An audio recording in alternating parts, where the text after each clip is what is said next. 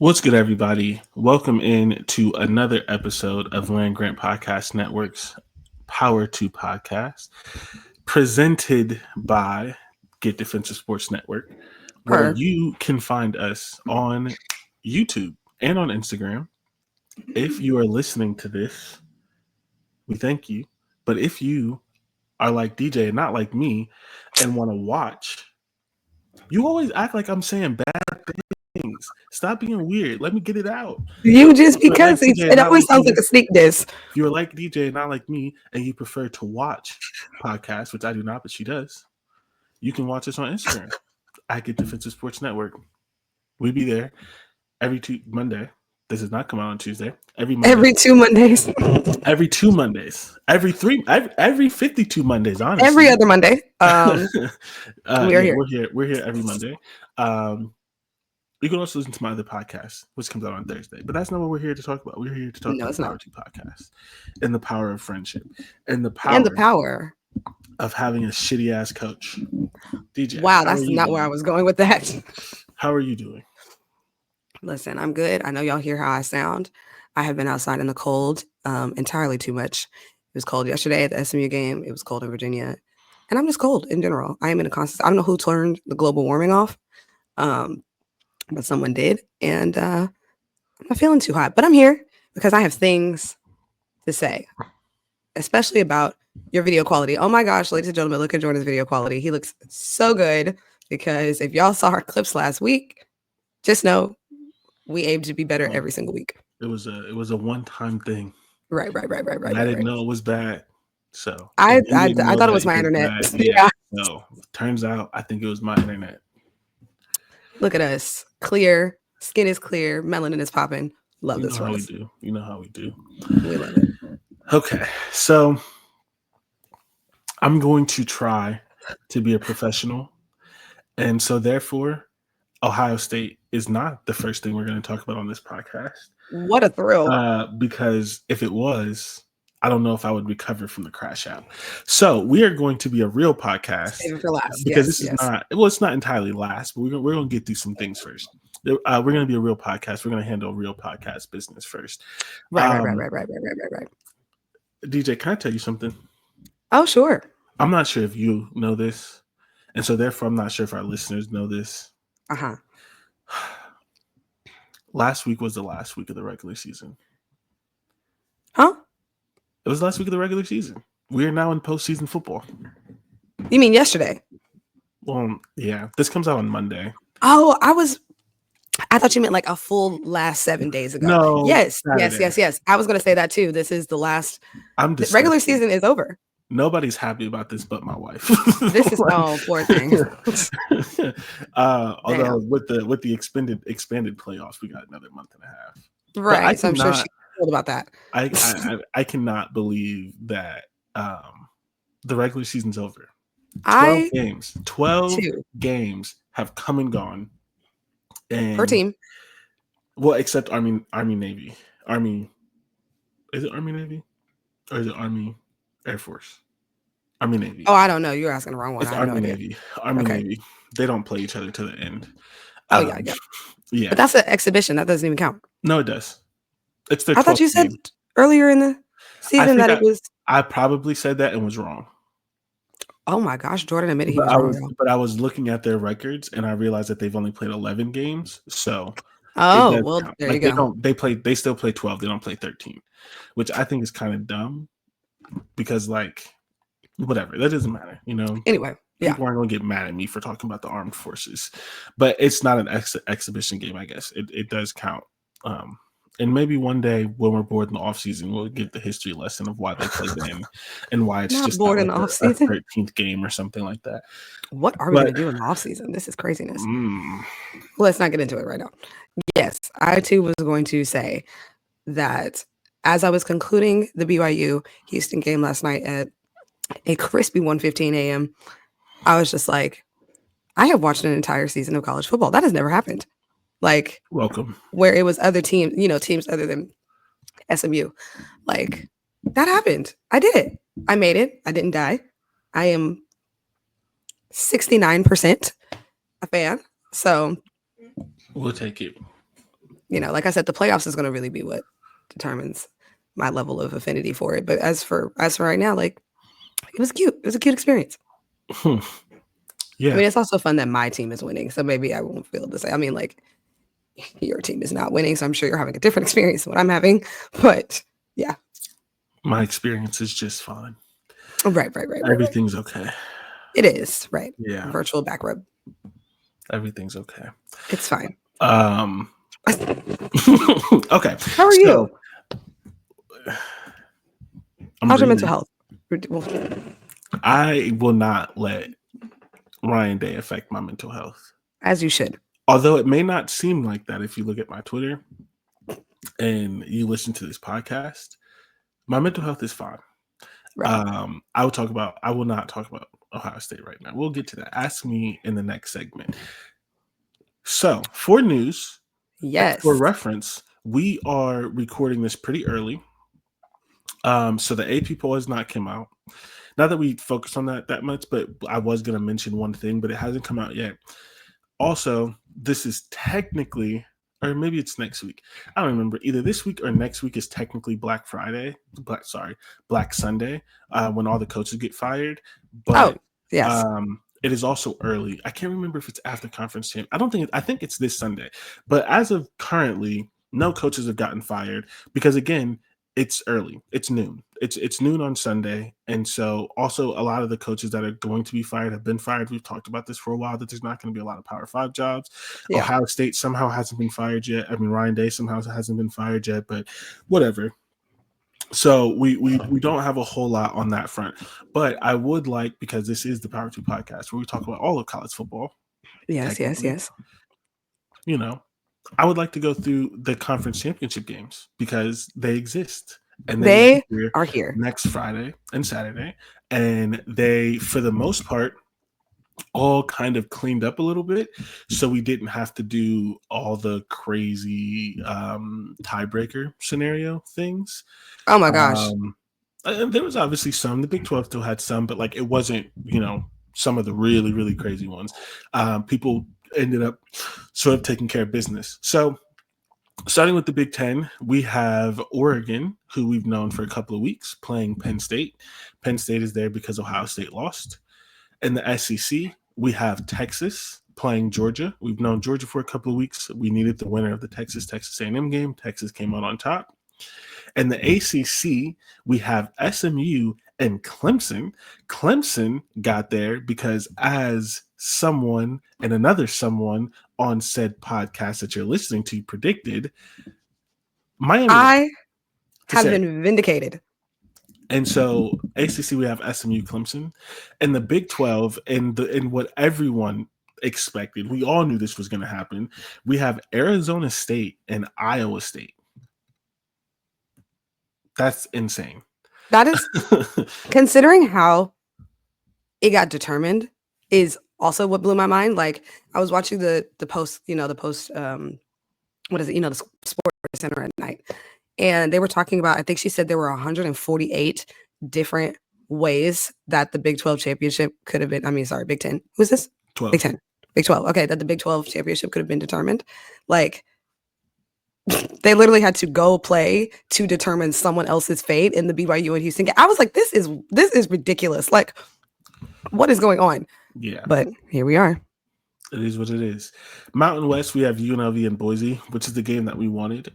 Not the game that Boise wanted, but the game that we wanted, because UNLV almost beat Boise. They played Boise the best out of anyone.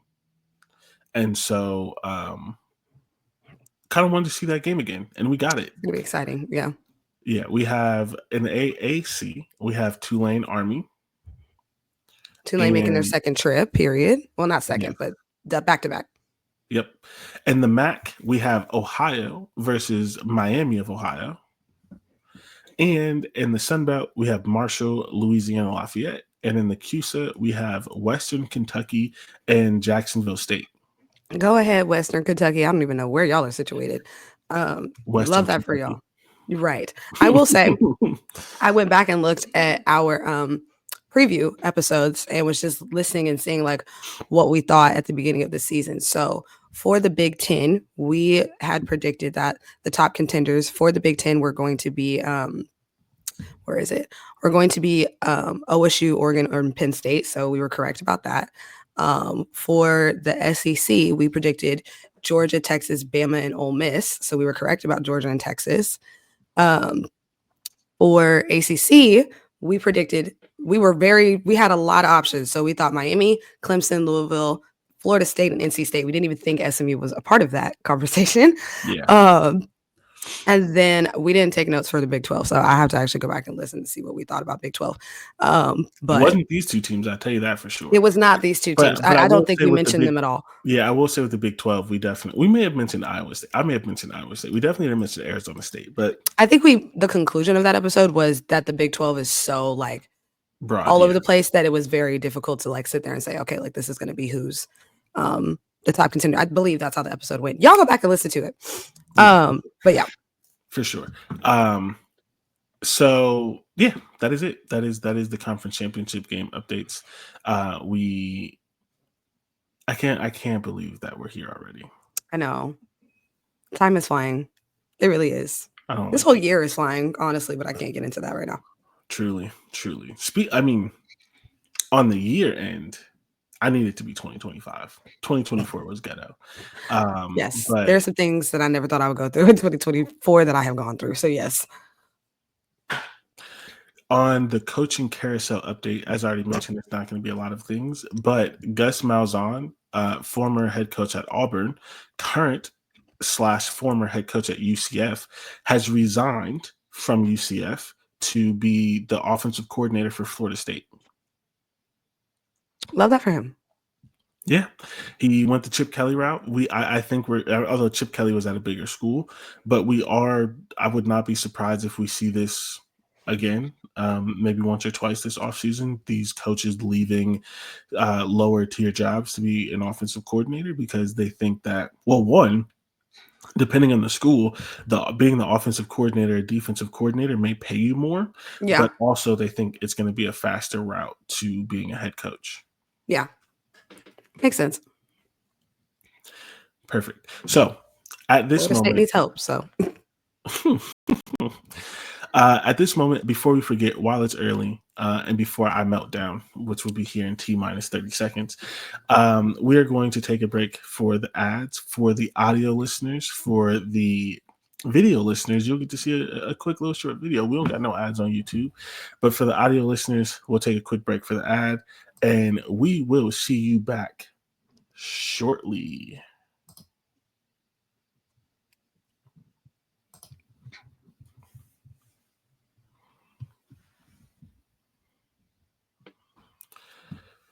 All right, everyone. Welcome back to the Power 2 podcast, where I am here as your host, and DJ is here as your host. And we are T-minus 30 seconds from me crashing out because oh my gosh.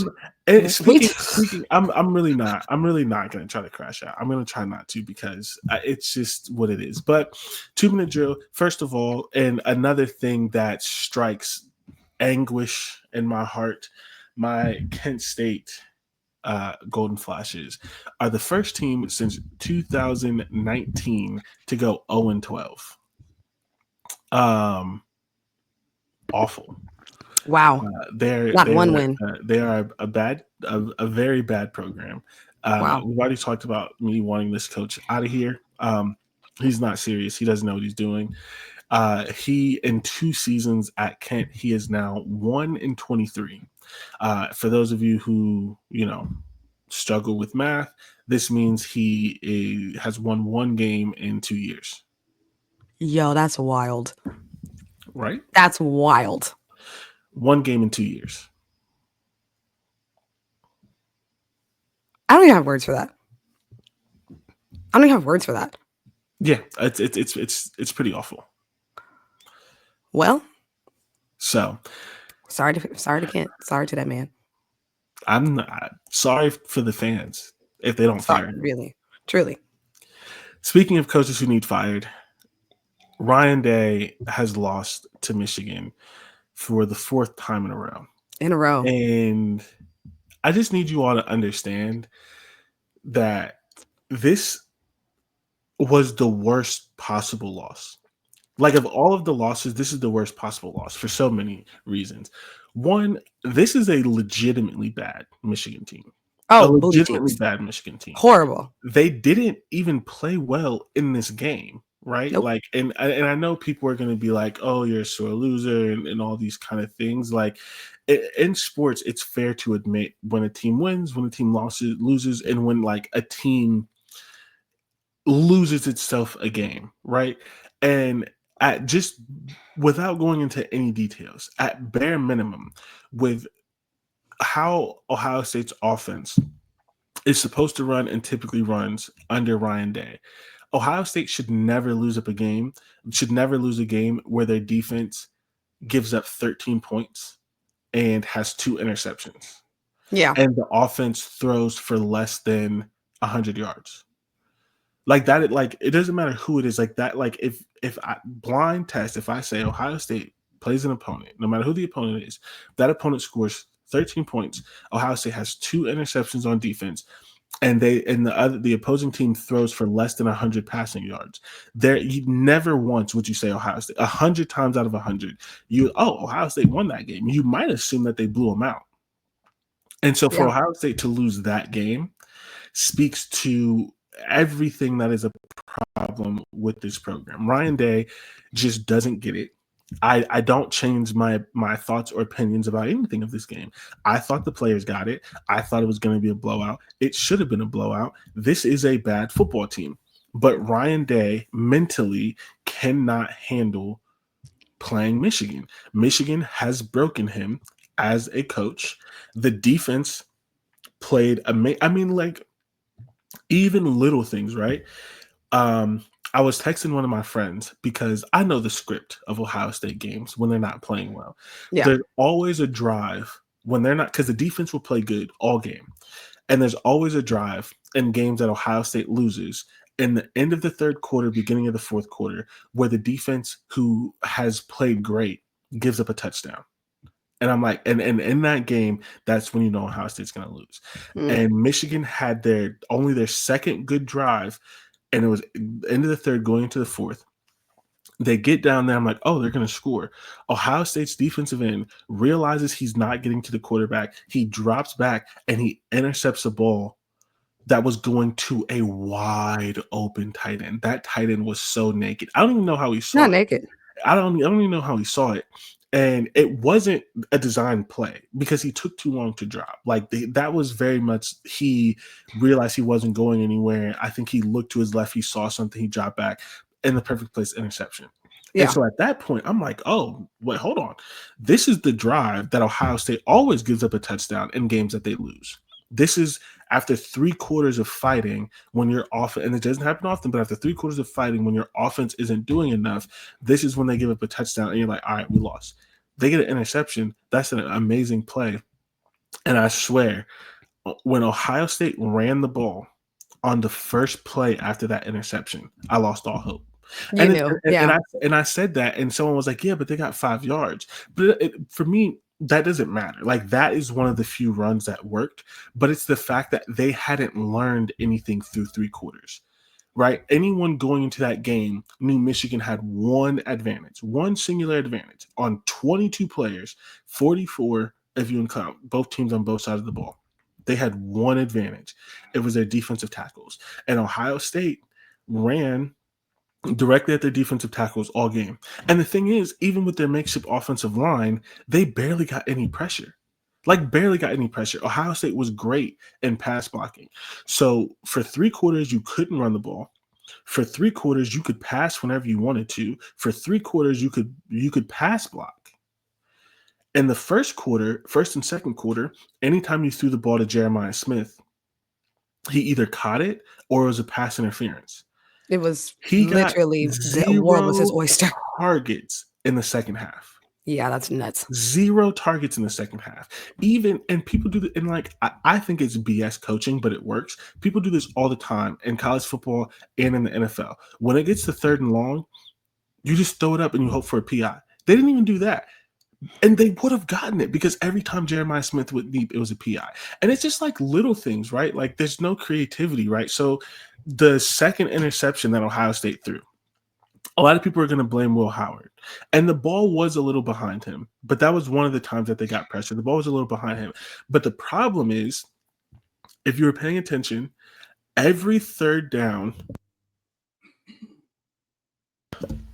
up until that point, they sent Emeka Egbuka, number 2, into motion. He ran a quick stop route, whether it was 3 yards, 5 yards, 7 yards, wherever it was. They sent him in motion. He ran a quick stop route right past the sticks, and they threw it to him.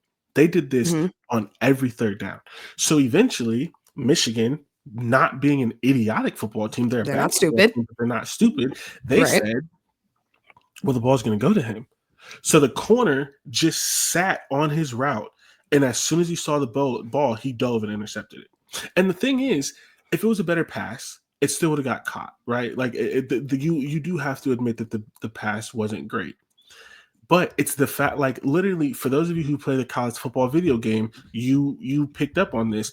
They put adaptive AI in the game, so you can't run the same play, right? Like, so if in the first and second half you run the same play and it works, by the third quarter they're probably going to intercept it. They try to make it real. The defense learns you actually have to like call plays. You can't just do the same thing, right? And it's not just like in a singular game. It learns throughout the season. It's like real football. They like scout your tendencies. There are plays that I will run that'll work for me for 3-4 games, and then the next 2 games, every time I run it gets intercepted and I have to run a different play, right? They put that in a video game. So that's why do iconic. you not expect that to happen in real life? Oh yeah, the video game's perfect. Like the video game, that's so cool. I love that. Why would you not expect that to work in real life? Like it's just lack of creativity on third down, running into the same front, running and even like there were a few running plays that worked, right? The gap scheme runs worked occasionally. For those of you who don't know what gap scheme runs, it essentially means you're running to a specific place. It's hard to explain without like showing a picture, but essentially, if the offensive line is lined up, the space in between each offensive lineman is a gap, and they're numbered. They're lettered. It's gap A, B, C, whatever, right? And so a gap scheme run is a run that's designed to go to a specific place, and the offensive line blocks to open that hole up. Whereas a zone run, which is the opposite, is essentially everyone is flowing the same direction, but they're not trying to open the run up in a certain spot. They're just blocking. And then it's the running back's job to find where the hole opens up. So in the simplest terms, it's either running to a specific point versus just finding what's open. So, but Michigan is good. So the zone scheme runs where they're just finding what's open, and those runs are typically side to side.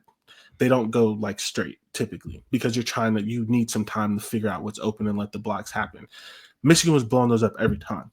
So Ohio State would run the gap scheme runs where you're going right at them. You're trying to move them off the ball. You're trying to run to a spot. They would get 4, 5, 6 yards. And then the next play, they would run a zone run and lose 4 yards. They didn't even pick up on the fact that they couldn't run a specific type of run. When if you're watching the game, you realize it's not working. It's just, and ultimately, this is just a failure on the coaches, and not the defensive coaches. Again, the defense played great. 2 interceptions, a bunch of tackles for losses, maybe a sack or 2. They allowed 13 points. There's not a single, and even the 13 points is on the offense, right? Will Howard threw an interception that gave them the ball at the 2-yard line. They get a touchdown, and then the 10 points they get the ball. I don't even remember what happened. Oh, it's on the goal line. No, the interception was after the goal line stop. It's like a punt. They get the ball on short yardage, and they run 3 horrific plays. 3 horrific plays, and they punt the ball with a punter who's not good. He shanks it, and Michigan gets the ball on the 39. Quick math, from the 39-yard line, if you kicked the ball from there, it's a 56-yard field goal. Michigan's kicker, his long is 56 yards.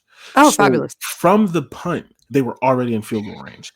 I was texting my friend throughout this, because I was trying to stay off Twitter, and I was right. I literally texted him and I said, on Michigan's 2 scoring drives, they got a total of 3 to 5 yards. In the fourth quarter, they put it up in the screen. They said Michigan got 5 yards because the touchdown was 2 yards because they got the ball on the 2 or the 3, and then they got like 2 yards from the they got, I think the touchdown was 2 yards when they got the interception. They ended at the 2, and then they got the ball at the 39, and I think they got to the 36 and kicked a 54-yard field goal. So they got 10 points, and their offense moved a total of 5 yards. So at that point, the defense can't do anything, right? Right? Like it's hard to stop a team from the 2 yard line, and then you get the ball. You only give up 2 yards, but they're in field goal range. Yeah. So in reality, the defense gave up 3 points. They gave up one drive that started where it's supposed to start on the 25 or later, where Michigan had to drive the whole field and kick a field goal. They gave up 3 points. Those 10 points that they got came from the offense or from bad special teams, which is still Ryan Day's problem, because even though he gave up the play calling, right? He's the head coach. I believe it felt like he was calling plays on offense, and special teams is his problem because unlike Michigan, whose kicker can kick 56 yards, they got him out the transfer portal. Everyone knew our kicker was bad. They didn't get OMG. anyone out the transfer portal, so he can't kick. Our kicker missed 2 kicks. Ryan Day's fault because he knew he was bad, and we knew he was bad last year, and he didn't go. And I will forever stick on this because Michigan's kicker is from bumfuck Arkansas, not even like University of Arkansas. It's one of the smaller schools in Arkansas, which means they just scouted the country. But Ohio State didn't even need to scout the country. The best kicker in the country last year was in Miami of Ohio. Miami of Ohio is an hour and a half from Columbus. He was down the fucking street in Ohio. You didn't need to scout Pine Bluff, Arkansas. You didn't need to scout Miami of Ohio. He's down the street. You probably know people on that staff. You know the high schools around. He went to Alabama. Like you could have tried. So it is a ridiculous amount of failure on Ryan Day's behalf. And there have been games where I think the players played bad, but even on offense, I don't think the players played bad. The offensive line played pretty good, right? We knew they weren't going to run the ball. You put them in the position to do something that they weren't supposed to do. And honestly, they did better than I thought. There were some runs that they opened up.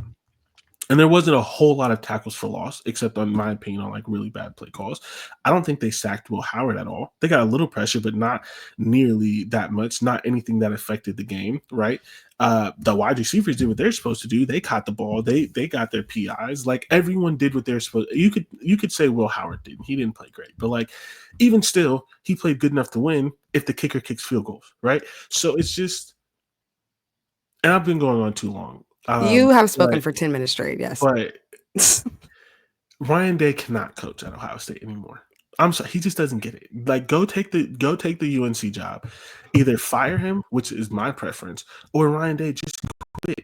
Like, I made a tweet and I was literally just like, I had to put "this is not a threat" because I started the tweet with like "think about your family," and a bunch of people get really really crazy, dramatic, and like yeah. they actually like threaten him. So I like put like "this is not a threat," but you said yourself that this is one of the worst things that's happened to you outside of losing your dad, right? You said that your kids are being bullied and that they're experiencing all of these things and all this stuff. Think about your family. If they won't fire you, just leave.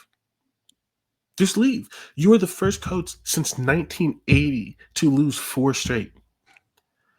And the last thing I gotta say about this, because again, I've been talking for 10 minutes, and if I keep going, I'm actually gonna get angry and crash out. Everyone at their job, I love to equate this to the job because this ultimately is a job. Most people at their job have to submit 3 goals a year, right? Do you have to submit 3 goals a year? I got to do more than 3, but yeah. Do you? Child, our goals are, we have a lot. Yes, Okay. yes. So at least 3. Ohio State has 3 stated goals.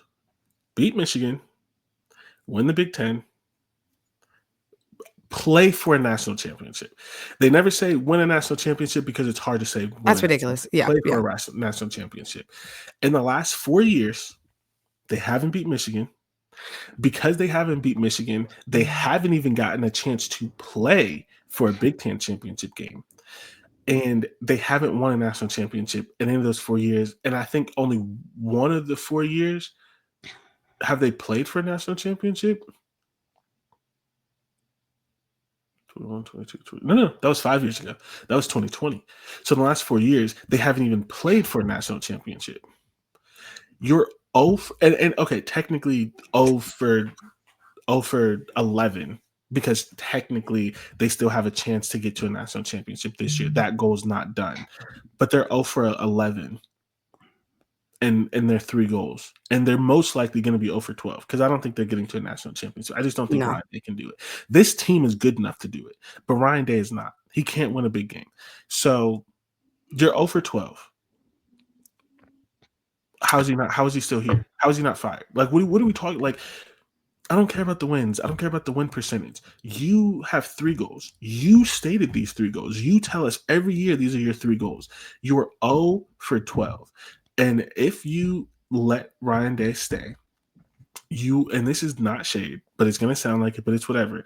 You are turning Ohio State into Ole Miss. You are turning Ohio State into Penn State. You are turning Ohio State into these programs that say, we don't need to win the conference. We just want to get into the playoffs. Getting into the playoffs is not a win for Ohio State. In a 12-team playoff, Ohio State should be there every single year. Ohio State should have a 100% percentage to get to the playoffs because they should never lose more than 2 games. Getting to the playoffs is not a win. It's not a good thing. It's not something to celebrate. It's something to celebrate for Indiana. It's something to celebrate for Penn State. It's something to celebrate for Texas A&M. It's like these teams, but like it's not something to celebrate for Alabama, right? It's not something to celebrate for Georgia. There are a few programs where making the playoffs is not enough. You need to compete to win your conference, and then you need to compete for a national championship. And so, I get it. In this new age, right, everyone's focused on the national championship. Ohio State is a program that should never settle for not winning their conference. Ohio State has run the Big Ten for the last 2 decades. Winning your conference in college football should still matter. It matters to Ohio State. It matters to Georgia. It matters to Alabama, right? It probably matters to Clemson, who has won their conference for a while. It used to 9 times. It used to matter to Oklahoma before they moved to the SEC. Like, they're not in the Big 12 anymore, so they're not running that. Ohio State can't be this team that says it's okay for us not to win the Big Ten. It is 4 straight years. 4 years you haven't beat Michigan. 4 years you haven't even made it to the Big Ten title game. And 4 years that you haven't got a chance to compete for a national championship. If that's not enough for you to be done with Ryan Day, you're a shitty fucking fan. I don't care. You're a shitty fan. You don't care about the program like you say you did. That's the end of it. 4 years. You're 0 for 4 in your goals for 4 years. I said 0 for 11. That's not math. It's 0 for fucking 15. Oh, Lord Jesus. You are changing the numbers. Okay. 4 times 4 is 16. So it's 0 for 15, not 0 for 11. That would have been 3 years. It's 4 years. It's 0 for 15 on their goals. Oh, no, I can't do math. It's 3 goals times 4. That's 12. That's 12. 11.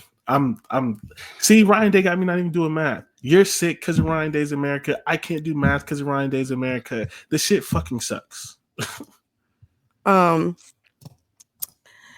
Jordan texted me, y'all, and he said, we've lost this, and this. He said, get ready for a 30-minute rant. And I'll be damned if you did not rant for 17 minutes. So I'm going to read this tweet. This is going to be my conclusion on Ohio State versus Michigan. This was tweeted by Aaron Torres. Ryan Day is about to get himself fired because he and Chip Kelly would rather try to prove they're tougher than Michigan in the trenches rather than just throwing to one of their 237 NFL wide receivers. What a world. And that is exactly how I feel because I watched part of his post-game interview where he was talking about, we really wanted to win this game tough or this is this and this, like just saying all this crap. And I'm like,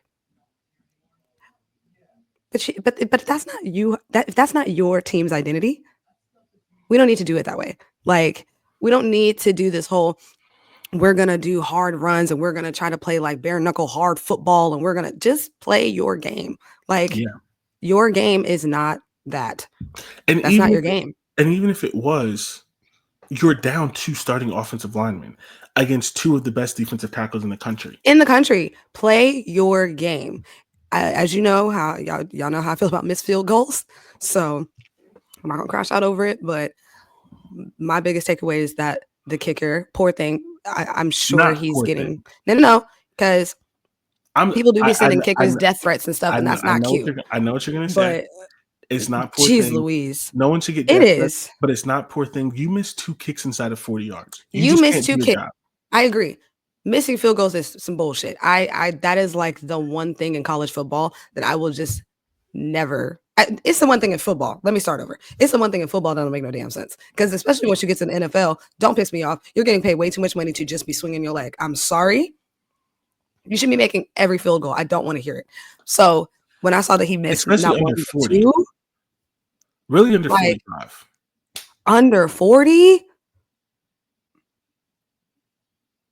what are we doing? So, but also, had we been, y'all, because I'm not an Ohio State fan, I'm an Ohio State admirer. Had y'all been playing y'all's game, would you even have been in the position where you would have had to kick? Or would you have just thrown a bomb to Jeremy White and let him get a touchdown? Smith, sorry. You just So, reminded me of something that that even made me more disgusted. oh, I'm so sorry. And Ryan and so This and, is our whole 2-minute warning, apparently, y'all. and Ryan Day's America. in his press conference afterwards, Oh, he said, and I quote, "I never thought this could happen." mm-hmm. I heard that too. That is the epitome of bad coaching.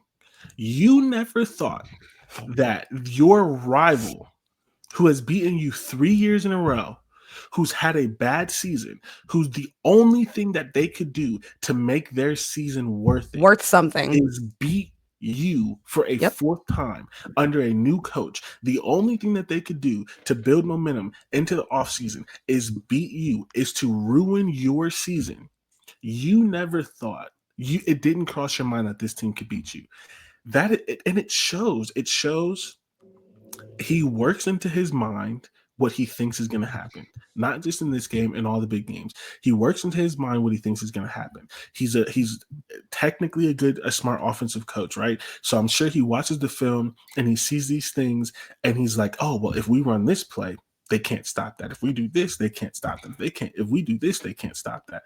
If we do this, we're going to stop them. He works it up in his mind. And then when it doesn't happen, he can't adjust because he spends the whole game like, oh my God, I thought that was going to work. I thought that was the perfect play. I thought we were going to do it. And it's like, it's not. So can we adjust now?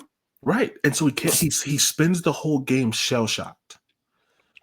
Yeah. And then they actually talked about that too at the end where like when the guys were fighting and he was just like standing there, like staring off into space, like while literally punches are being thrown and pepper spray is being sprayed onto your players. You were just standing there. And it just, and again, I don't blame the players, right? Yeah. I think the players really like, I tweeted, I hope he apologized to the players for losing in that game for the fourth time. Because that is 100% on him. It's bad coaching. Coached an awful game. And then he doesn't even understand how they lost. He still comes out and says, oh, well, we needed to run the ball. We should have done this. We were trying to be tough. I didn't think this could happen. I didn't think this could happen. You're a football coach. You're not even just a coach, as a human, as a job, you event plan all the time. If you planned an event and it went bad and you went to your boss and said, oh, I didn't think this could happen. She's going to be like, well, find a way to make it not happen again. Hello. And if you did it for 4 times, she's going to be like, you're fired. You don't get to say, oh, I didn't think this would happen. Right? Like I work with students. I advise them on their careers, their goals, their graduation, right? If I tell a student to take this class, and then because I told them to take that class, they have to extend their graduation, and my school is very expensive. It's $60,000 a year. If they have to expand their graduation, I can't go to that student and say, "Oh, I didn't think this would happen." I didn't know. I didn't think this would happen. I thought if you like, I can't do that. Anyways, to transition off We're 40 minutes in. to transition off this Yes. topic, I would like to say, and then I'll stop talking. I'll let you talk about some of the other games. 5 different times we had teams win games and try to plant flags, and it turned into Oh my gosh. I Michigan. was going to talk At about the that. end of that, tried to say Ohio State has to learn to lose and they're Yes. classless. I'm sorry, That you have was to learn to win. Like you can't do this. Michigan, Florida, the 3 other teams that I can't remember right now. You North can't Carolina North State. Carolina State. You can't take your flag and try to plant it and then be shocked When when they people are don't want mad, that to happen. Oh, you should have won on the field. You did win on the field. So get the fuck off of it. go home, especially as the away team, right? Like, and this was something I wanted to talk about later because that's literally what I was going to bring up is the fighting, the chippiness, the whatever. That's normal. Bring back real rivalries, right? That's normal. The flag planting, all of that, the pageantry of it, I get it. I do understand. The biggest thing that pissed me off about that was old boy standing there and disparaging his fellow athletes, saying that they were classless and that this is bad for the game of football and that this is this and that and whatever and yickety yickety yickety. And the reason why I felt the way about it is because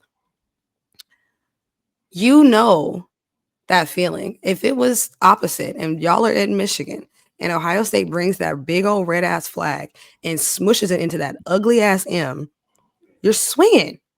You're swinging. If the shoe is on the other foot, you're upset too. So to sit there and try to be on your high horse because you barely won a game and be like, oh, they're so classless and I'm better than those low brown Negroes is kind of how it came off, to be honest.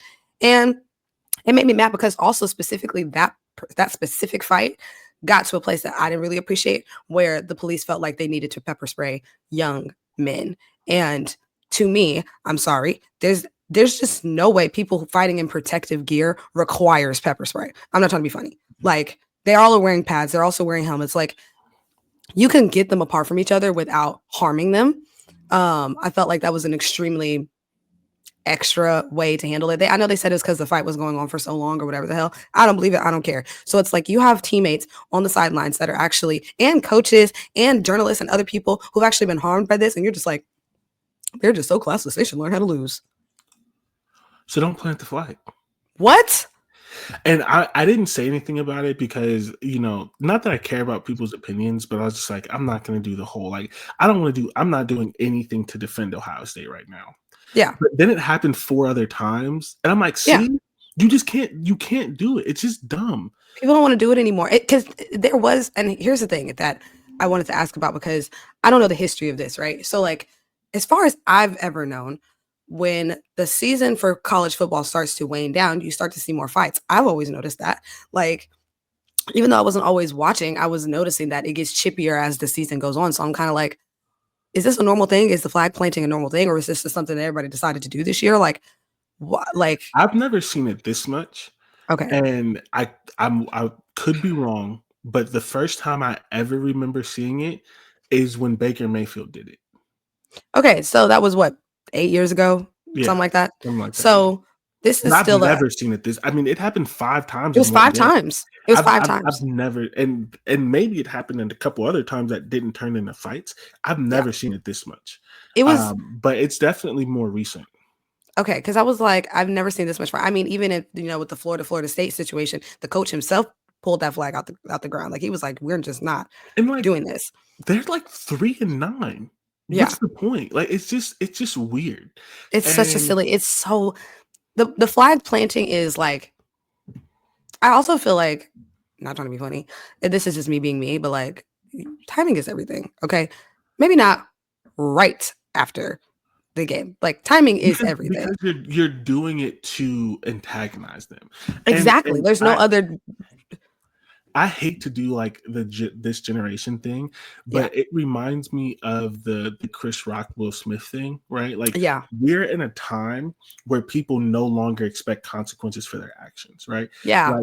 Like Chris Rock and a bunch of people felt that it was okay for him to go up on stage in front of thousands of people hundreds of people. I don't know how on big national that post television. was, and then millions of people on national television, and talk about somebody's wife, and In there be that no manner. and there be no consequences. Like, Right, what? and it's the other thing, right? People do these jokes on people, right? Where they go and they try to pull their girl, or they say something disrespectful, or they try to steal something from her. They do whatever, and then when someone actually gets physical with them, oh no, stop! It's a joke! It's a joke! It's a camera! It's a camera! It's a camera! It's a joke! It's a joke! Don't! It's a joke! Right? Like where people pull guns out on them. I've literally seen I've people seen that. pull Yeah. guns out on them. So, oh no, it's a joke! It's a joke! Right? People expect to be able to do things without consequences. Because And they are then able when to on social media. They're consequences able to say happen, crazy shit to people. right. And then when consequences happen, they're surprised. When Ohio State doesn't accept losing, and I get it, win on the field, whatever, but you won on the field. So So leave, what are you right? doing? When Ohio State or Florida State or North or whoever NC State was playing, was it actually North Carolina? It was North Carolina and NC State. I can't remember who Yeah, put the flag down. I want to say NC State yeah, I put the think so. flag. When Yeah. when North Carolina did it, right? When North Carolina wouldn't accept, when these teams won't accept the addition, it's bad enough they lost. They won't accept the additional disrespect. Now you're confused. There were 8 fights yesterday. Now you're With confused. Now you're shocked. there were 8 fights yesterday with this flag nonsense. All eight were flags. I believe so. So my Michigan and Ohio State was the first one. Police got involved. Obviously, we know what happened with that. NC State did the flag thing with North Carolina. Arizona State did it with the pitchfork. Florida did it to Florida State. And then let's see, Florida State got so intense that even the head coach got involved, as we saw. And then there was so there was a lot of tension in the other games. So Arkansas, Missouri, Auburn, Bama, Notre Dame, USC, Texas A&M. Those were fights that happened in game. Yeah. But that fight at the end, did you see? Because they didn't even put it in this one, but there was a fight at the end of BYU Houston as well. And No, both players got ejected. Both players got ejected, and what looked like what happened was it's your textbook corner to receiver. We're pushing each other back and forth, and people just don't stop pushing after the whistle is blown, sort of situation. Mhm. And then like there was a defensive end who was kind of like laying on top of the runner, and so someone from BYU trying to get him off, and then they're pushing and shoving and whatever, and like hands just started getting thrown. Like I have never seen this player literally backed out of the end zone, went up to the other player and started fully swinging. Like they were fighting. So they ejected both of them. But and this was the second fight in Ohio State, Michigan, by the way.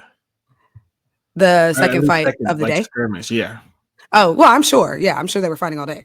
Like, yeah, the flag thing, like, well, everybody was tweeting, and I thought it was funny, but I was seeing a lot of tweets where they were like, yo, the NCAA gonna have a memo out by Monday at 12 p.m. banning this flag stuff. Like, yes, they are about to, but they have to. If you don't want the guys fighting at the end of the game, which is naturally happening anyway, we don't need to add another extra to it. And if you as a coach can't control your kids, right, to not do no stupid shit like that, then it has to be, because I'm sorry, I'm the type of person, like, I'm fighting if that happens.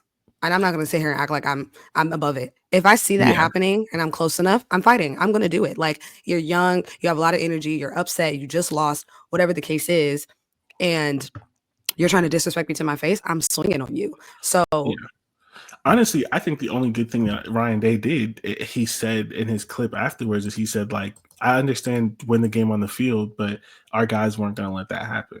No. And that's the only thing that he said that I agreed with, because I don't love the way that the broadcast makes it out to be like, and this is me, and I don't want to overanalyze it too much, because we know that the majority, racial makeup of football and the way that we are spoken about versus how people of other races are spoken about and all of that. But I just hate the way the broadcast like takes it to this place like they're watching a war. Like, they're so dramatic. Like, they're just like, oh, this is so horrible. This should never happen. Why are they fighting?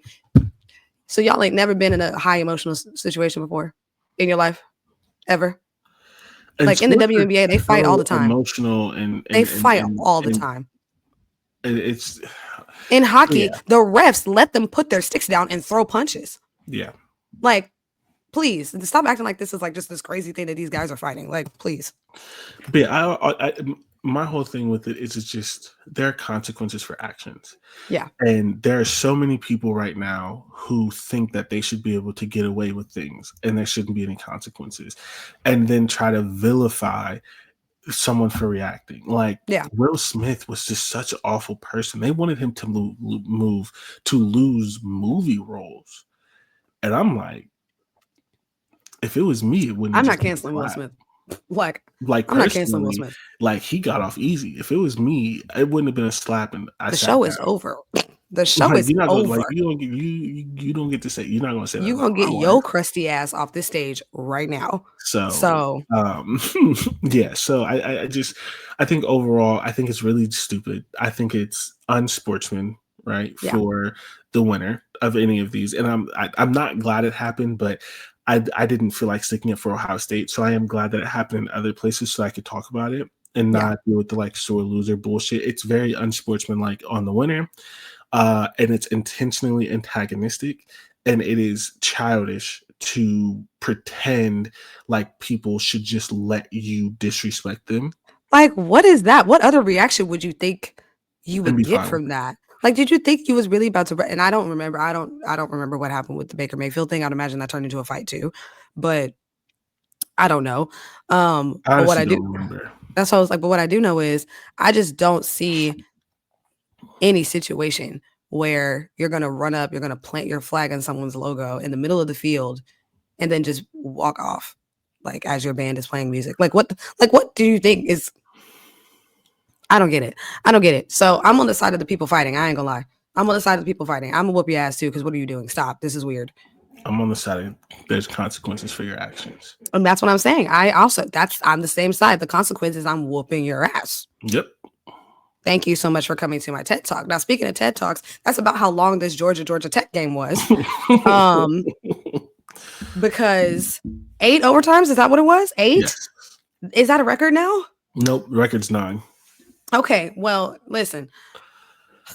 I saw most of it. And I saw a tweet that was very interesting about it because, of course, as you know, I pay a lot of attention also to the broadcast and what they say. Because if y'all are unaware, that is my personal career aspiration, is being on the broadcast side, being and commentating, all those things, whatever. That's why you listen to my voice every week.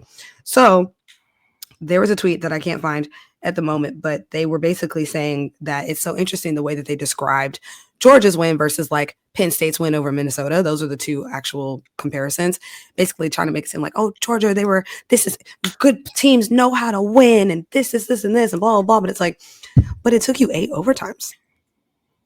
Like,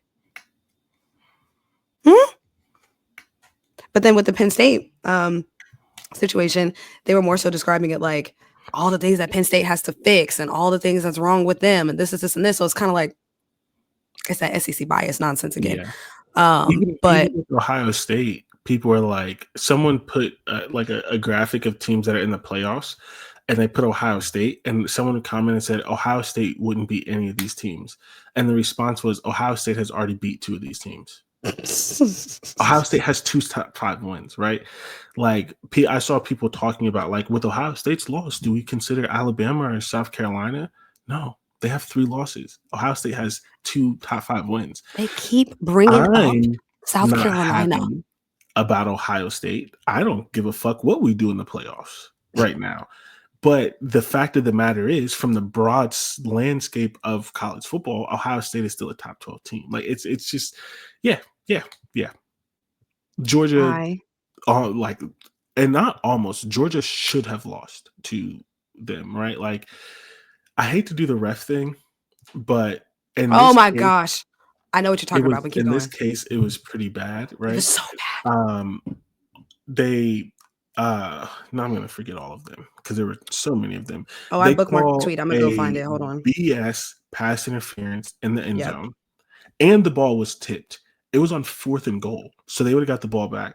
They get the ball at the 2-yard line. They score. On another one of the touchdowns, there is one of the most egregious holding calls I have ever seen in my life, and they literally almost pulled dude's arm out his socket.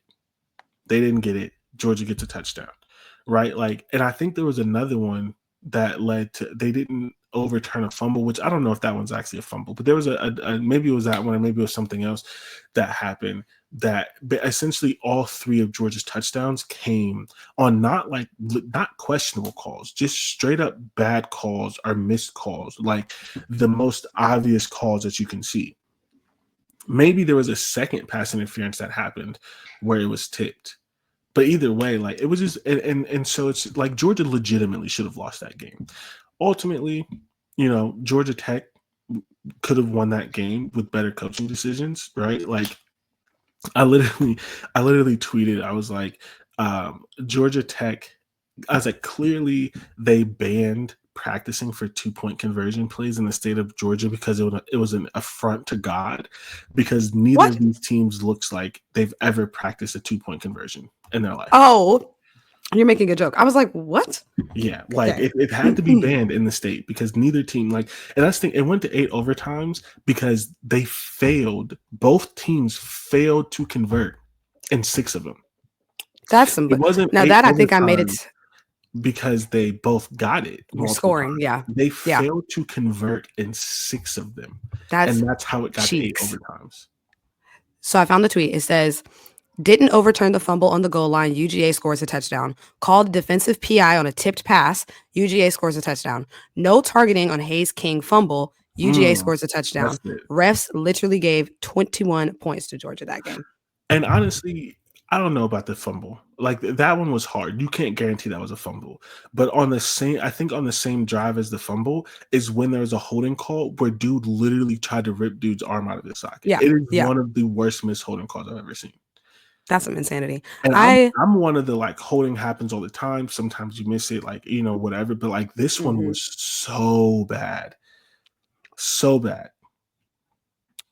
Ghetto. So I didn't see most of the hijinks and the shenanigans, but I did see obviously the most of the end of it, and I was like, I mean, it is what it is. Georgia won, barely. That's all I can say. It is what it is. Ooh. Sorry. What? We have breaking news. Purdue is firing head coach Ryan Walters after going 5-19 after 2 seasons. Whoa, goodbye. So the firing has started, ladies and gentlemen. Get ready. Speaking of firings, I'm just kidding. This has nothing to do with firings. But I was on fire with my prediction that Miami was going to lose to Syracuse. I can tell you that. I have been saying since episode 2, I'm just kidding. I don't know when I started saying this, but I have been saying for most of the season that the game that Mario Cristobal will lose is the last game of the season. I kept saying that. I didn't see him losing to Georgia Tech too. That's neither here nor there for me. That's above me now. But I did say that he was going to fuck around and lose to Syracuse. And that is exactly what happened. And I feel like I am now a college football expert. Put me on TV because I know what I'm talking about. I'm just kidding. But it's kind of frustrating as a SMU fan because obviously we wanted to play Miami a little bit more than we wanted to play Clemson. Felt like we were a little bit more evenly matched with Miami. Felt like there was a higher chance of us winning against Miami than Clemson. But at the same time, like, I think we could still compete with Clemson. You know what I'm saying? Like, we've beat some teams. I don't want to get all into it, but I'm pretty sure we beat at least one team that has beat Clemson. Like, we beat Louisville and then Louisville beat Clemson, I believe. So we are in a space where the game is winnable. The only thing is, this is Clemson's 10th time in the ACC championship, and this would be their 9th time winning it, right? So, like, when they go to the championship, barring all complications, they win. And this is our first time going to the ACC championship. This is our first time playing each other, period, in the history of college football. We have never played Clemson. So it'll be interesting. That's for sure. But Miami lost to Syracuse. And I'm just so happy to say that with actual confidence. We love to see it. I remember looking at the schedule, and I remember all of I remember all of the close losses. And since the summer, I've been telling you that Mario Cristobal is a loser because Yes. he's always been a loser. Starting at Oregon, he's always had really good teams and he can't pull it out. And I predicted it, and I was like, it's going to happen. And I stood strong in my conviction, even when they kept pulling out these games. And then we got a Mm-hmm. little closer, and I was looking at the season, and I was like, oh my God. The absolute worst game he could lose is if they go 11-0. They think they're going to be, because again, I didn't predict Georgia Tech. Although I should Right. have, if I remembered that Georgia Tech played them well last year. Georgia Tech beat them last year. Georgia Tech was the game where he had should have kneeled it and didn't, fumbled, and then Georgia Tech won. If I would have remembered Yes. that, I probably would have predicted Georgia Tech, but I didn't. I'm not perfect. But I'm looking at it and I said, they're going to go 11-0.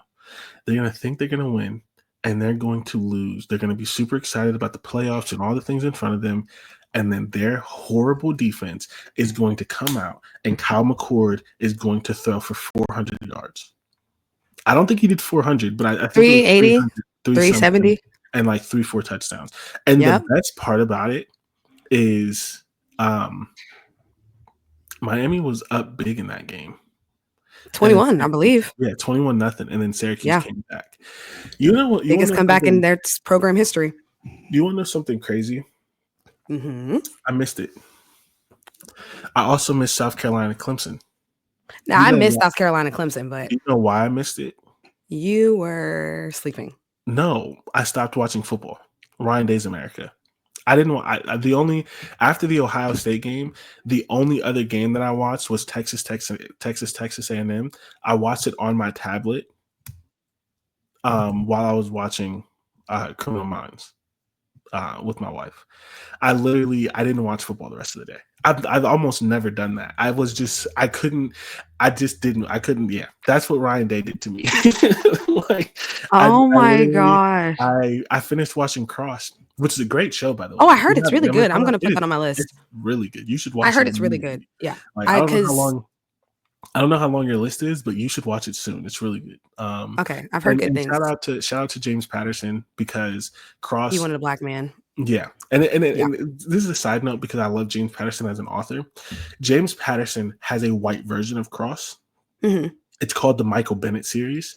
They're essentially like very similar in that they're two superstar cops who at local fucking police jobs are like finding like serial killers and they're totally different stories, but they're similar concepts, right? Like when you write as much as someone does, you kind of have a very basic genre. So he those are his two big characters. Right. So when he has Cross, who's black, and he has Michael Bennett, who's white, and you go to him and you say, we should make Cross white. My response is, okay, so just make the Michael Bennett movie. Like Cross is the bigger one for however reason. Like Cross is the more well-known one. I also think it's older. Michael Bennett, I think he started later. But like, yeah, I've never heard of Michael Bennett. Whatever reason, if you want a white detective, another one for the millionth time, make the Michael Bennett series. And I think it'd be a great series. Those are great books. So I do appreciate that. As an author, as an artist, as someone who's passionate about his work, he would not let them make this. And he waited to make Cross until he found someone that wouldn't change. And Aldous Hodges, perfect pick. It is hilarious to watch him in Cross and then think about the fact that in the movies it's Tyler Perry, who's a bad actor. I was so confused a little bit when I saw the Cross series because I was like, didn't we already do Alex Cross? But then I forgot it. It was a movie. It's a movie. And Tyler Perry sucks at it. I never saw the movie. I was like, I'm happy for Tyler Perry, but I never actually saw the movie. That is so funny. I'm sure your wife that was like swinging her feet. She's like, oh my goodness. I don't have to listen to him yelling at the TV. I can just cuddle with him and watch our show. I'm sure she was very excited. It's okay. I can't believe you actually didn't watch it though. Usually I'm the one who's not watching the football. Like, no, I did. I turned off the TV and I watched Cross. And dang, it was just like I just like I was watching and I wasn't enjoying the games. And then I was just like, I don't want to and the game happened at noon. It's like I don't want to be like inundated with every commercial, every halftime show, just like all the clips and all the things. It's just like, Yes, because and they're that's the gonna thing. keep Like, talking about it yeah, all day. that's Yeah, the thing yeah, that yeah. like this is not affecting my mental health, and it's like I just turned it off. Like I was having a bad Yeah. day, and I was just like, you know what, my wife is bad. I got a good job. I'm not letting Ryan Day do this to me. You know what I mean? Some people had to deal with that loss, and I'm not gonna say that that's me. She is a baddie. This is very true. And Um, also, a photographer, her Instagram is so vibey. So Notre with Dame that, USC. that's a game that I missed. I am gonna lie to you. um, That is a game that I missed. Also, with you saying that you missed South Carolina and Clemson, you missed a snooze. yeah, did I? I was bored and I was tired. I was like, can we change the TV? Like, do we have to? Because we have a big screen inside of the area that we tailgate in, and we just play whatever game is on at the time, which should have been Ohio State, Michigan. Now that I'm thinking about it, that's the game that should have been on, but they were playing South Carolina and Clemson, and I was All I bored. know, yeah, all I know is South Carolina came back. That was Yeah, another game that I was like that I thought I predicted wrong because I thought South Carolina was going to win, and then they came back. Notre Dame USC. I feel good about that one because I said USC was going to win. USC played a great game, they but did. when you throw two 100-yard pick sixes, you can't expect to win. You're losing. And technically, one was only 99 yards, but you 100 threw yards. 200-yard pick sixes, and they both ran down the same sideline for touchdowns, and you Same lost by 14 points. Oh my gosh. You literally gave points away. Like gave And them that's away. But that's the also margin that you lost by. And shout out to those guys. one of them was a deep pass, so they weren't really close. But like the other one, like you were in They were in scoring. the red zone. Yeah. They were fully in the red zone. I think it was like it was either first and goal. Like they were very close. Yeah. And I was just like, Jesus. But that's why that one was 99 yards, because he caught it literally on the 1 yard line. And then the other one was a deep shot, 30, 40 yards away. Yeah. Caught it in the end zone. Yeah. And then took it. Which shout out to those guys, because I'm not running a whole football field. I'm just not doing it. So shout out to them. And I believe the 100-yard one was a record. So now he has the longest pick six in the history of Notre Dame football. I think they said he beat a record from like 1929 or something crazy. So did the 99-yard one tie the record then? Was the they record said, yeah, they were yards? like, the record was, I think, tied at 99, and then the next guy broke it at 100. Gotcha. Yeah. Gotcha. Yeah. So shout out to them. That was I did see those clips, but I just didn't see the actual game. What I have been seeing though is this kind of goes back to the fighting thing. It's so funny how, and I tweeted this. It's so funny how people are like, this is so classic, this is so horrible. But let me tell you about what ESPN, Barstool, Sports Center, and everybody else going to be posting all damn day. Them fights. They barely posting goal line stands and field goals. And what are they posting? Fights. That's what they're posting. So I did see a clip. Fights. Goalposts being taken down. Like they like to post the violence. Let's not act like this is not entertaining to people also. But I saw a clip where I guess a USC like lineman just punched like a North Dakota lineman who was laying down. Like they were all like, the play was ending and they were all like sort of like, getting untangled, and he just pulls up and just punches him. And I was like, oh my gosh, like what is that? But it didn't show the whole clip. It just showed him punching him. It was very random. But I was just like, listen, football's a violent sport. I will never understand punching people with their helmet on. I too do not understand that either. Like hit them up underneath the shoulder pads. like if you gonna punch for real. Like punch them in the body. Yeah. I don't get the helmet punching, because now my hand hurts. So high. Yeah. And not now we got bruised knuckles around their sides, midsection, especially the bigger guys. Like they absolutely don't. They don't, because their stomach's always out. They like that. Like that's it. They love to tuck up the jersey. There's nothing there, but little beer bellies just swing, and I love it. Bam, the type of shit I'm on, you wouldn't understand. You know what I'm saying? Just a little.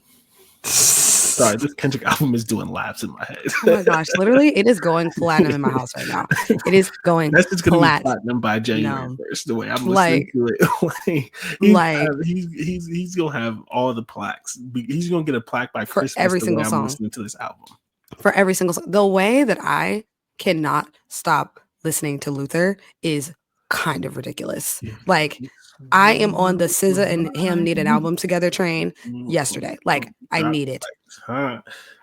Yeah. Like, I love it. I'm obsessed with it. I need more of it.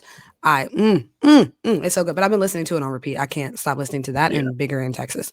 Anyways, or Who's Act bigger 2, in whatever. Texas? Megan, Act 2. Oh, okay. I haven't listened to that. I would say, because I really liked Traumazine. Mm-hmm. A lot of people didn't listen to Traumazine the same way they listened to Megan and the rest of her albums. I feel like Traumazine, she sort of dropped it and everybody was like, oh, okay, and like moved on. But to me, that's some of her lyrical best. Like, I really love Traumazine.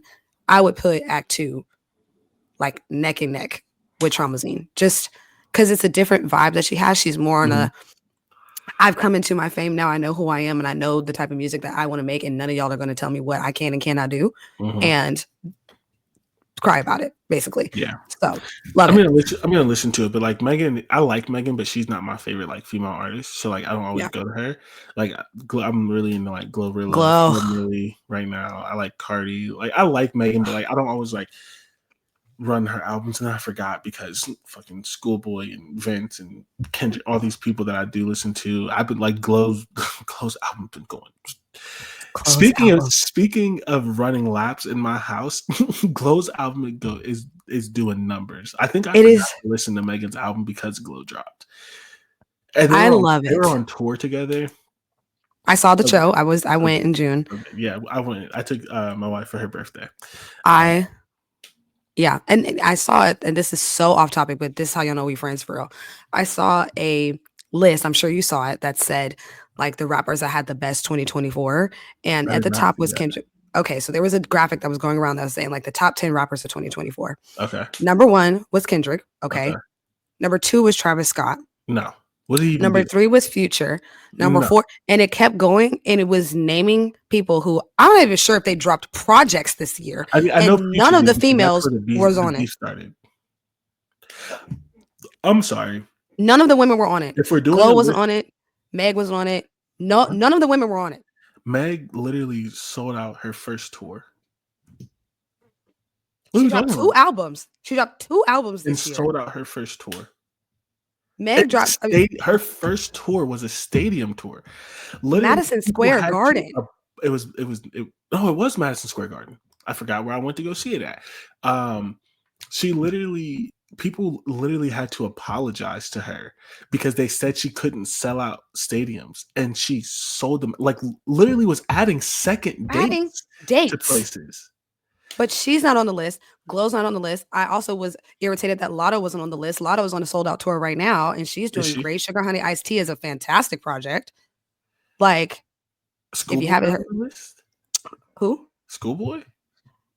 Once I saw that there were no women on the list, I didn't retain the rest of the names. I'll find it. It's on Instagram.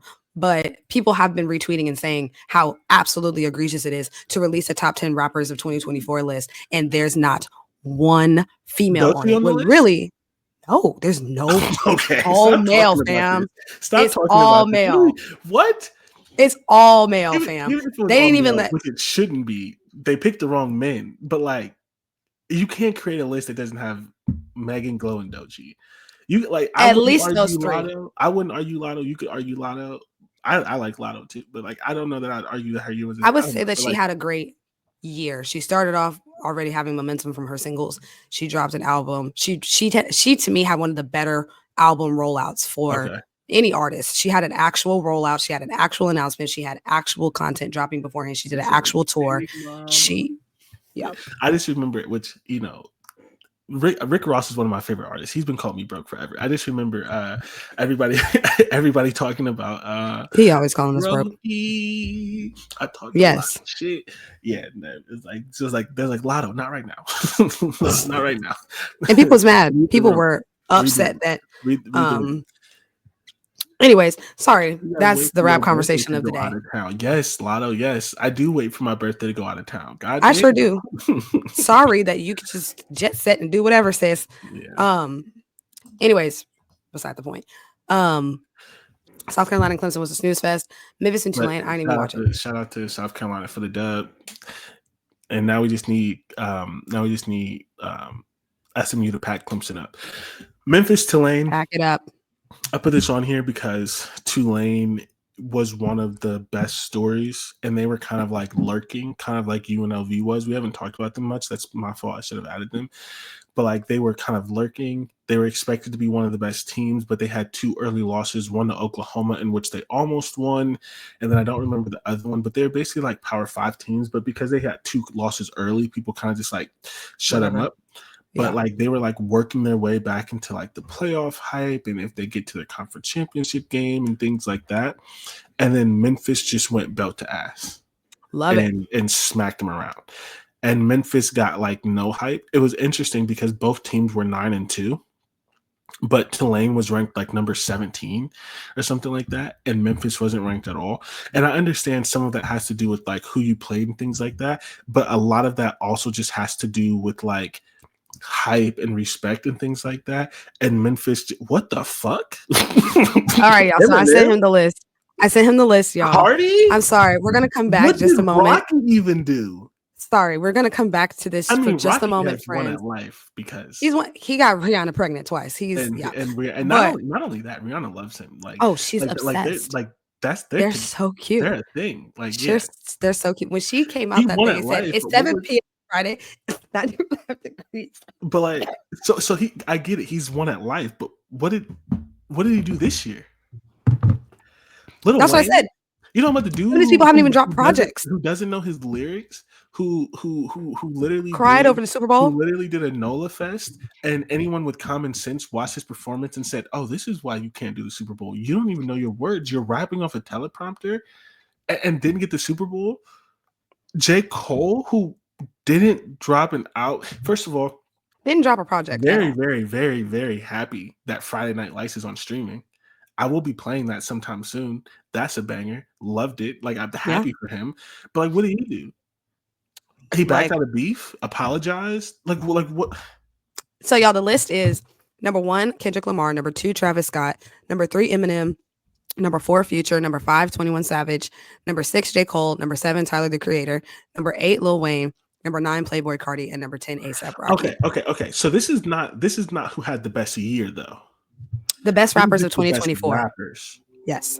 No. And it's still wrong. It doesn't matter what the title is. It's still wrong. The best rappers of 2024, the year of our Lord, from January to December. No, Doechii, no Schoolboy, no Vince. Flo Milli, you could argue if she's still rapping, but I think she's doing her latest album was a little sing-songy, but it was still rap, right? Like if you're gonna count like Black as a rap artist, yeah, she was rapping. No Flo, no Megan, no Glow, no Cardi. No. Cardi released music for the first time in 6 freaking years this year. What? No, she didn't give us an album, but she gave us music. And she's not on, and those were arguably one of the biggest songs of the year. She got nominated for a Grammy. Enough got nominated for a Grammy. And honestly, those are just the big rappers. No Big X to plug. Right? Like he I don't know. You know I don't know. He's had one of the best years. Like he's Is he the bitch I'm from Texas? That guy? Yeah. Oh, yes. Okay, yes, yeah. Him. Yes. Like okay. I'm sorry, y'all. I'm sorry. This is not a music podcast, but if you do enjoy listening to us talk about music, I'm here for it. But this is not a music podcast. I'm so sorry. Texas A&M. Oh my goodness, that was an interesting experience. As a Texan that grew up watching this, right? As a Texan that grew up watching this, it warms my heart to see it happen again, right? The Lone Star Showdown, that whole thing, that warms my heart. I love it. Never in my life am I rooting really for either of these teams. I'm rooting for Quinn Ewers and Arch Manning, as I should have, because no Key Glock. Oh, we're still on the list. Sorry. That's all I'm saying. Yeah. So yes. That's all I'm saying. I did watch this game. I wasn't gonna watch it because, but I was like, this is the first time it was played in 13 years. 13, yeah. And I was like, I have to at least watch this game. It's a historical moment. It was interesting. It was. Quinn did everything he could to put A&M back in the game, but overall, like Texas rocked them. Oh my God. The environment looked so good. I need to go. Like Kyle, I don't think Kyle Field was originally on one of my lists because I don't think about Texas that often, but it is now on my list of Oh, stadiums that I need to go to. So that have you been at all? I've never been, but I have Okay. coworkers and people who went to Okay. A&M, and they talk about So like the environment. It's crazy. yeah. So we need to talk about that. Couple Um, years. Couple years. yeah, because we're both poor and in late stage capitalism, and Yeah. Yeah. taxes are going up. People Yeah. got to pay tariffs. Yeah. So, anyways, yes, I enjoyed it. I got bored at a certain point, but glad Texas pulled out the win. I am so excited to see a Georgia Texas rematch. Oh my gosh. Are you? Yes. That game was so boring. I'm excited to see it because I feel like I love when you get a second chance like immediately in Mhm. sports. You know what I mean? Like those are my thing. Those that's kind of the reason why I like basketball so much Ohio State because almost like had a second chance. well, that's one of the reasons why I like basketball so much is because you're playing the same teams over and over again. So you kind of get the chance to continuously like build on whatever it is that, got fucked up the last game, whatever. Like I just enjoy the concept of playing teams multiple times in a season. So that's why I'm excited to see it. Cause I'm just like, I'm excited to see what adjustments that Texas has made. Texas is his first time in the SEC championship, first time in the SEC. Like it's going to be a fun one. Georgia, of course, trying to make a point that they are now the SEC team. It's going to be fun. The energy is going to be fun. Yeah. Um, the only good thing about Ohio State losing, There's a good thing. and it's not really a good thing. It doesn't affect me as much. So I forgot. So I almost never make plans on the weekend, on Saturday, because I'm Uh-huh. watching football. And one of my friends is coming out to New York for her birthday. Cute, cute. And we have plans on Saturday. And it didn't hit me until a couple of days ago that Saturday is the championship It's game championship and day. Ohio Hmm. State should be playing. And I was going to have to cancel our plans. The Ohio State game is the night game, I'm pretty sure. Like the Big Ten The game, Big I Ten, think, yeah. well, I have it on the thing. It Um, is. it's the night game. So like we were gonna do like brunch and stuff. I just wasn't gonna be able to go out after that. And now I don't have to do that. So I can be a good friend. Because I was gonna cancel. Like I mean, we're hanging out on Friday and we're doing brunch and things on Saturday. I just wasn't gonna go to the club at night, which I already don't like doing. Oh, you don't like clubbing? No. I Um, don't like it anymore. I used to enjoy it when people actually danced. yeah, I but don't enjoy it now. but now I don't have to do that. I can be a good friend and not have to explain while I'm canceling for football. That's craziness. That's crazy. Well, anyways, that was the longest 2-minute drill of our lives. I do not want to start another auxiliary conversation, but now that the regular season is over, who are your top contenders for Heisman? Give me like 3. There's only two. There is only 2, It's in my Travis and opinion. Ashton Genty. No one Period. else matters. Like Period. truthfully, no, like they're going to put a third or fourth person because that's how it works. They're But talking about there's Jalen not Milrow being the another. third. Ew, fuck no. I know. I know. There's not another person. Like they're going to go there, and I'm happy for whoever goes because that's a once in a lifetime experience to get to do the tours and the interviews and the gear and like that. Like it's a great experience. But Mhm. as far as contenders, there's only two. I agree. And we've been saying this all season. And we didn't Um, talk about it, but I think Travis secured the Heisman because he had 100 yards, 3 touchdowns, and an interception. And like here's the thing, Aston Genty ran for 200 plus yards. Like, and he they did. both like last chance to uh to impress Prove. Oh, yes. Uh-huh. to impress Heisman voters. They did what they could do. Aston Genty ran for Exactly. 200 yards, right? But like it was already probably leaning Travis. 100 yards receiving, 3 touchdowns, and an interception. In one You can't game. have a better game than that. You just cannot.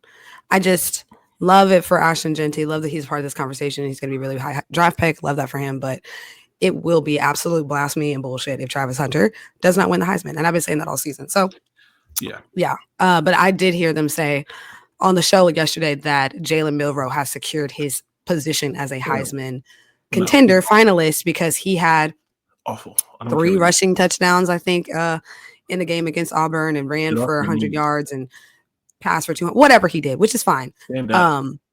Wipe your mouth. But anyways, sorry. let's speed through this because I haven't eaten yet today. Neither And have I. I'm starving.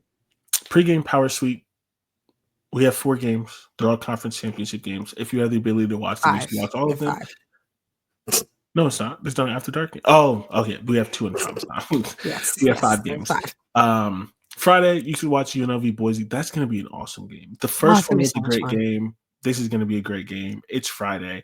I also won't be able to watch this game because, you know, friend's birthday, but I'll Friendship. watch it. I'll watch it afterwards. I'm going to record it. Noon, you should watch Iowa State, Arizona State. I think that that's going to be a fun game. And I mean, both of those teams are fighting Random. for a spot in the playoff. Oh, And that too. Iowa State, if you win, get ready to learn Carmen, Ohio, buddy. Matt Campbell, people have wanted you in Columbus for a long time. You win the Big 12. Get ready to learn script Ohio. I hope you like red and gray. Not Scarlet, red and gray. to be clear. Scarlet.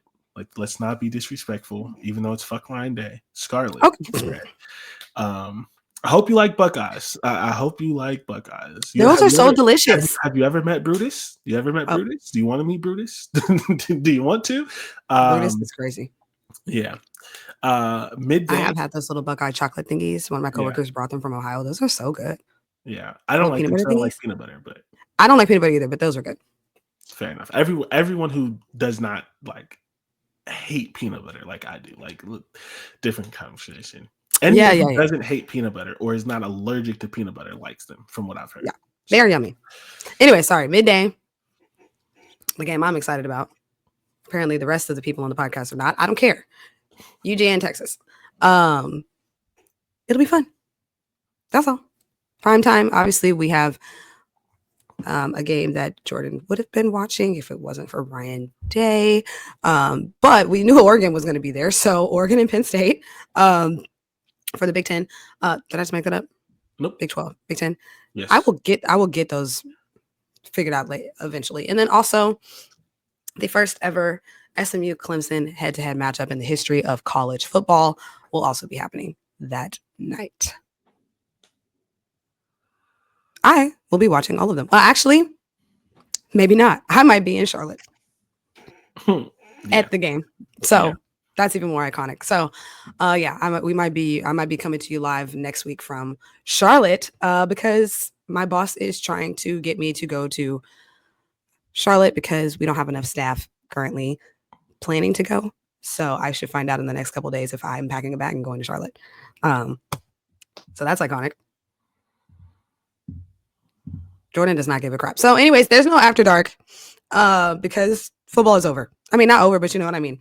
So yes, those are all the championship games happening on Saturday. I'm sure there's more, obviously, because there's more conferences, but those are the ones that we're telling you to watch.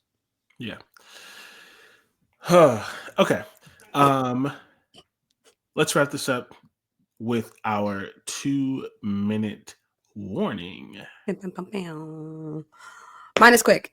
I just can't believe that I've had this podcast and I haven't spoken on the fact that the Queen, Miss Beyonce, is performing for Christmas for an NFL halftime show for the game that day. Don't ask me who's playing. I don't know. I'm watching Beyonce. I really hope that this is the beginning of like having more halftime shows than just the Super Bowl. Like, I'm hoping that the NFL is sort of seeing like, you know, what they could potentially like bolster with viewership as far as like, you know, having Shabuzi perform for Thanksgiving and having that random country singer lady who performed at the Cowboys game. First of all, this is how you know like certain music genres don't cross over. She has won the country music female vocalist of the year award 3 years in a row. I've never heard of her. She is the top of the female country genre right now, 3 years in a row, and I had never once heard her name. Never heard. I don't even remember it. I had to Google it because we were all like, "Who is something this?" Like Lainey something? I don't know. Child. I don't know. I don't listen to country music. Like, it's whatever. Yeah. It's funny, like the crossover. Like there are probably people who like here who don't listen to rap and they're like, "Who the fuck is Lotto and Flo Milli?" Right? Like it's probably right. And like we were just like, "Who is this?" I was like, and here's the thing. Dallas has been trying to get this whole halftime show thing happening for a while. We had Dolly Parton last year. blah, blah, blah. So I think Dallas was always going to do some sort of halftime show thing because we love pageantry and BS and because we're turning the Cowboys into Disneyland because we're obviously not turning into a football team anytime soon. So I get that. But I thought it was cool for Shabuzi to perform. Obviously, we know that Kendrick Lamar is going to be performing for Super Bowl. So to have Beyonce as the first ever halftime show for Christmas, I'm just hoping that this is something that they're going to try to like keep the momentum on of like having these big artists perform for halftime shows outside of the Super Bowl. I think that's a really great idea. So very excited. And Netflix, count your days. Because if this stream is chippy or it doesn't work or it doesn't turn on properly or there's something going on with whatever, you will experience a riot unlike any other. So I hope y'all are figuring that out. Put up some new cell towers, do whatever it is that you need to do to make sure that the millions, potentially billions of people who will be watching Beyonce can actually watch Beyonce. That's all. Yeah. Mine is about Lack Friday, not Black Friday, Lack Friday. I would just like to acknowledge how horrible the sales were. Yes. Yep. 25% is not a Black Friday deal. No. Now, here's the thing. I forgot that Black Friday existed when I was planning my wife's Christmas present because I was planning it a while ago and I got it cheaper than I expected. So now I can get her something else. But like, 25% is not a deal. No. Like people do 25% randomly. People do 20% randomly. If it's anything under like 35, what are we doing? Black Friday should start at 50%. Honestly. 50% off. Honestly. And then go up. Yeah, like 25% is not a deal. I saw 25% all over the place. Yeah. I had to buy some jeans. And I just, as a quick aside, 2-minute warning part 2. If you were like me and you were a bigger guy, nature is healing. We are finally back into the loose and baggy jeans. We survived the skinny jean era. We survived the extra skinny jean era. I'm telling you, DJ, there was a point in time. There was a time, yes. Where and you know this, but like I would buy loose jeans and they would look like skinny jeans. There were literally years that I could not buy jeans. And the thing for me, and this is hilarious, like I'm big, but like I'm very like athletic, whatever. So I have like really big legs. Mm-hmm. So there are people who are like much bigger than me, and this is not shaming anyone, to be clear. It's just a state. There are people who are like much bigger than me, but are like top heavy and things like that, who could like always find jeans. But like anyone, big or small, athletic, if you have big legs, and that's the point there, do you live through 10 plus years of not being able to buy jeans? I literally was telling my wife who's in fashion, I was like, this is the perfect time for me to buy jeans. I just bought 4 pair, which I've never bought 4 pair of jeans at once. Period. And I'm probably going to buy another couple pair while this trend is on.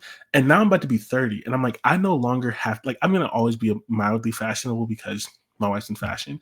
Like, I no longer have to be on all the trends. So, like, when skinny jeans come back, I'm going to be wearing these jeans forever. Like, I spent a lot of money on good jeans so that I can keep them for a very long time because eventually skinny jeans are going to come back and I will not be able to find jeans. So if you have big legs like I do, if you're a bigger guy, go find some money, go buy some jeans when the loose jeans, the baggy jeans are back in style, and just keep them forever, because this is the first time since I was like 18 that I've been able to buy jeans that weren't like boa constricting, and I'm 29. And that is not a joke. I literally tried on jeans in my closet that are loose. Literally, the title of the jeans is athletic loose, and they're tight all the way through the thighs. They're only loose down past the kneecaps. So this era of like actually like loose and baggy jeans, if you're not into fashion, you haven't seen it, go buy you some jeans, take good care of them, because skinny is going to be back in style eventually. And that was, I couldn't buy jeans. I think Jordan is also trying to tell y'all that he does not skip leg day. No, I'm just kidding. I agree. I am so here for all the baggy clothes because I like to wear baggy clothes anyways. Being like gender non-conforming, like sometimes it's easier to wear baggy clothes and kind of like get my fashion sense off in a way that's like my own personal style without like all the because I was a part of the skinny jean era. I did thoroughly enjoy it. I do have a couple pairs. I don't wear them nearly as often. I only wear them when I wear boots now. Yeah, But I'm a but cargo pant girly. I'm all about the right. cargos. Yeah. Oh my, you probably seen them on my Instagram. I have a fire pair of like baggy cargo pants. Um, but yeah, Black Friday, waste of time. These deals suck. 25% is not a deal. You said 50. I agree with that, but for me, it at least needs to start at 40. Like 35, 40. It needs to be something like, it needs to be like, it needs to make sense. Like it really should be like a deal. Like you can find a It's supposed to be a 25% deal. Yeah. deal on a random day. People will Yeah. give you 20% just for subscribing as an Signing up email for a credit follower, card. like Yeah, yeah, a yeah. credit card or whatever. So that's it. Um, I agree. any final thoughts on this college football Saturday or Ryan Day as a terrorist? Oh God, not terrorist. Um, I'm getting sicker as I'm sitting here. So Ryan Day's uh America. I apologize. Ryan Days America. Yeah. I I've enjoyed myself. I can't wait to see this 12-team playoff thing. The broadcasters seem to be incredibly obsessed with it. So I can't wait to see how this is all about to turn out. I feel like it doesn't feel like an ending because I feel like there's so much more football that's about to be played. So much more. Love it. But Can't wait yeah. for Ryan Day to piss me off again. Hopefully next time it leaves with his job. See, but wouldn't that be some gaggery if y'all make it into the playoffs? Because you will most likely. Mhm. And he just takes y'all all the way. That would be some gaggery. I'm telling you right now. That would be some gaggery. He was like, So, I know I'm about to so lose my job. I got to get to this national championship. this is gonna be the joke that I end the show off on. There's a show. There's a show on there's a show called Paul Feinbaum, and he has a segment where when people lose, he lets people call in and complain. I will never forget this guy's name because it's hilarious. There's a guy who always calls in when Alabama loses because he always tweets it. His name is Legend from Alabama. When Alabama lost the second time, he said, and I quote, this is inscribed in my brain. He said, "This is like when your wife cheats on you. You may take her back, but you'll never trust her again. Coach DeBoer, you could win a national championship, but I'll never trust you again." That's how I feel about Ryan Day. He could win a national championship. I still want him gone. Especially because I'm someone, as evidenced by this podcast, who cares about the whole of college football. Winning a national championship does not salve all the wounds. No, You of course didn't not. win the Big Ten, and you didn't beat Michigan for 4 years. Of course not. Of I course will not. never trust you again. Please I just get the think it's fuck on. hilarious that is possible. Please get the fuck on. Okay. Well, anyways, thank y'all so much for listening because, oh, man. We'll catch you next week after much, much less games. But And Asia will be recovered, hopefully. Yeah, we will catch you next week. Thank you for listening. Thank you for being good at your job, unlike Ryan Day. All right. Next week.